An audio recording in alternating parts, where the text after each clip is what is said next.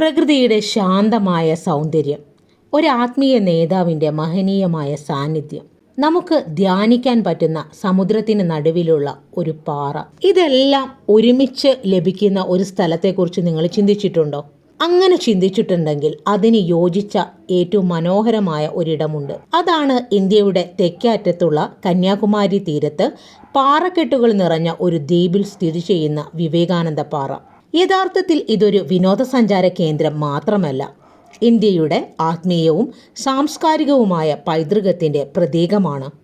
ഹിന്ദു മതത്തെയും വേദാന്തത്തെയും പാശ്ചാത്യ ലോകത്തിന് പരിചയപ്പെടുത്തിയതിനും ദശലക്ഷക്കണക്കിന് ആളുകളെ പ്രചോദിപ്പിച്ചതിനും പരക്കെ അറിയപ്പെടുന്ന ഇന്ത്യയിലെ ഏറ്റവും സ്വാധീനവും ആദരണീയനുമായ ആത്മീയ നേതാക്കളിൽ ഒരാളായിരുന്നു സ്വാമി വിവേകാനന്ദൻ. സ്വാമി വിവേകാനന്ദൻ്റെ സ്മൃതി മണ്ഡപമാണ് കന്യാകുമാരിയിലെ വിവേകാനന്ദ പാറയിൽ സ്ഥിതി ചെയ്യുന്നത്. 1863 ജനുവരി 12 ജനിച്ച സ്വാമി വിവേകാനന്ദൻ്റെ 150-ാം ജന്മവാർഷികത്തിൻ്റെ സ്മരണാർത്ഥം 1960-70 കാലഘട്ടത്തിലാണ് വിവേകാനന്ദ റോക്ക് സ്മാരകം നിർമ്മിച്ചത്. കന്യാകുമാരിയിൽ നിന്ന് 500 മീറ്റർ അകലെ പാറക്കെട്ടുകൾ നിറഞ്ഞ ദ്വീപിലാണ് സ്മാരകം നിലകൊള്ളുന്നത്. ദേവിയുടെ പാദസ്പർശത്താൽ അനുഗ്രഹിക്കപ്പെട്ട പാറ എന്നർത്ഥത്തിൽ ശ്രീപാദപാറ എന്നൊരു പേരുകൂടി വിവേകാനന്ദ പാറയ്ക്കുണ്ട്. ഐതിഹ്യമനുസരിച്ച് ബാണാസുര നിഗ്രഹത്തിന് അവതരിച്ച കന്യാകുമാരി ദേവി ശിവനെ തപസ്സനുഷ്ഠിച്ച പാറയാണിത്.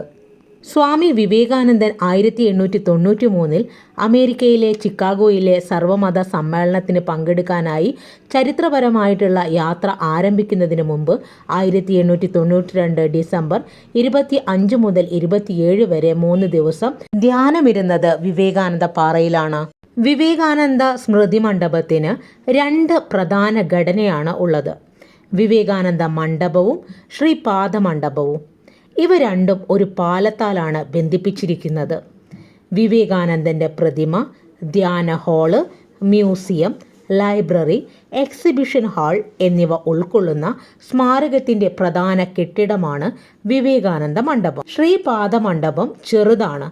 സ്വാമി വിവേകാനന്ദൻ ധ്യാനിച്ചതും ദേവിയുടെ കാൽപാദം ഉള്ളതും ഈ ചെറിയ മണ്ഡപത്തിലാണ്. വിവേകാനന്ദ മണ്ഡപത്തെക്കുറിച്ച് പറയുകയാണെങ്കിൽ 17 മീറ്റർ ഉയരവും 70 മീറ്റർ നീളവും 50 മീറ്റർ വീതിയുമുള്ള വിവേകാനന്ദ മണ്ഡപം അതിമനോഹരമായ ഒരു ഘടനയാണ്. ദക്ഷിണേന്ത്യയിലെ ദ്രാവിഡ ശൈലി, മഹാരാഷ്ട്രയിലെ അജന്ത എല്ലോറ ഗുഹാക്ഷേത്രത്തിലെ ബുദ്ധമത ശൈലി, ഉത്തരേന്ത്യയിലെ രജപുത്ര ശൈലി, ഇന്തോ ഇസ്ലാമിക് വാസ്തുവിദ്യാ ശൈലി എന്നിവയുടെ സമന്വയമാണ് ഈ കെട്ടിടം. ധ്യാന മണ്ഡപം, പ്രലിമ മണ്ഡപം, സഭാമണ്ഡപം, മുഖമണ്ഡപം എന്നിങ്ങനെ 4 വിഭാഗമാണ് കെട്ടിടത്തിനുള്ളത്.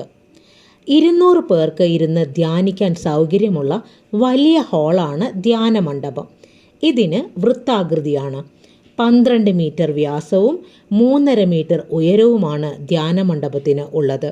താഴികക്കുടത്തിൻ്റെ ആകൃതിയുള്ള മേൽക്കുരയെ താങ്ങി നിർത്തുന്ന 12 ഗ്രാനൈറ്റ് തൂണുകളാണ് ഹാളിനുള്ളത്. പ്രകൃതി നൽകുന്ന വെളിച്ചവും വായുസഞ്ചാരം, അനന്തമായ സമുദ്രത്തിൻ്റെ മനോഹരമായ കാഴ്ചയും ഈ ഹാളിൽ നിന്നാൽ ലഭിക്കും. സ്വാമി വിവേകാനന്ദൻ്റെ നിൽക്കുന്ന രൂപത്തിലുള്ള വെങ്കല പ്രതിമയുള്ള വലിയ ഹാളാണ് പ്രലിമ മണ്ഡപം.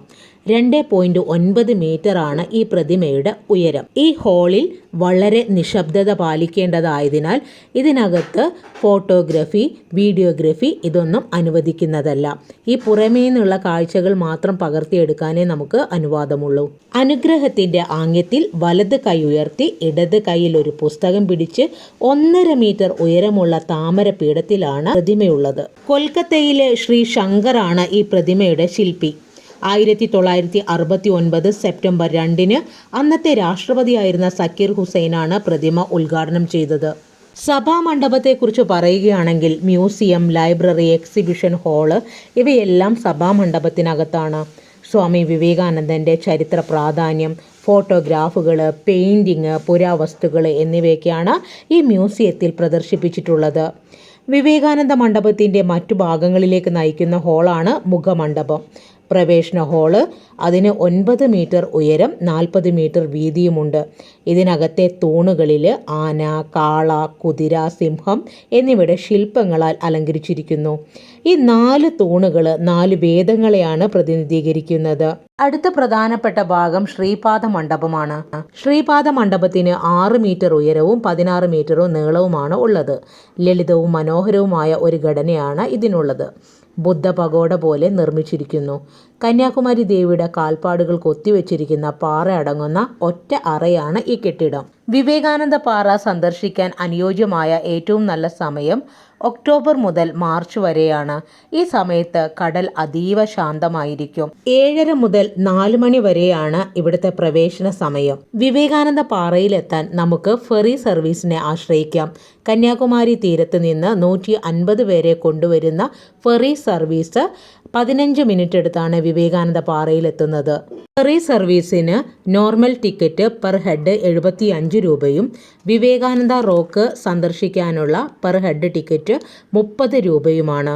വിവേകാനന്ദ പാറയെക്കുറിച്ചുള്ള ഇന്നത്തെ ഈ ഒരു വീഡിയോ നിങ്ങൾക്ക് ഉപകാരപ്പെട്ടിട്ടുണ്ടെങ്കിൽ തീർച്ചയായിട്ടും ഈ ചാനലൊന്ന് സബ്സ്ക്രൈബ് ചെയ്യുക. വീഡിയോ ലൈക്ക് ചെയ്യാനും ഷെയർ ചെയ്യാനും നിങ്ങളുടെ വിലയേറിയ അഭിപ്രായങ്ങൾ രേഖപ്പെടുത്താനും മറക്കരുത്. പുതിയൊരു വീഡിയോയുമായി വീണ്ടും കാണാം. അതുവരേക്കും നന്ദി, നമസ്കാരം.